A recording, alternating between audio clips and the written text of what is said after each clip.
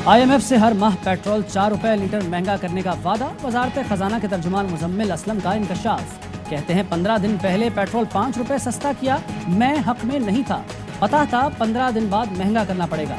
वज़ीर-ए-आज़म चाहते हैं जहां मौका मिले रिलीफ दिया जाए। IMF ने 700 अरब के नए टैक्स लगाने का मुतालबा किया, हम 3.5 अरब पर लाए। खाने पीने की अशिया की कीमतों में कमी होना शुरू हो चुकी है।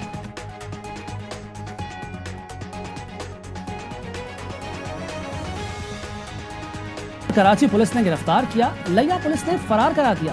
मुलजिम कराची से फ्रॉड करके लिया भाग गया था। कराची पुलिस गिरफ्तार करके अदालत ले जा रही थी। मकामी पुलिस मुलजिम पार्टी के साथ मिल गई। कराची पुलिस के एहलकारों पर तशद्दुद भी किया। पेशावर, मर्दान, नौशहरा और गिरदोनवाह में जलजले के झटके। स्वात, मालाकंड, बटग्राम, लोअर दीद, सवाबी और गिरदोनवाह में भी जलजले के झटके महसूस किए गए। चित्राल, गिलगित, जगलोट और मजाफाती इलाकों में भी जलजला शिद्दत 5.3 रिकॉर्ड की गई। जलजला पेमा मरकज के मुताबिक जलजले का मरकज अफगानिस्तान ताजिकिस्तान बॉर्डर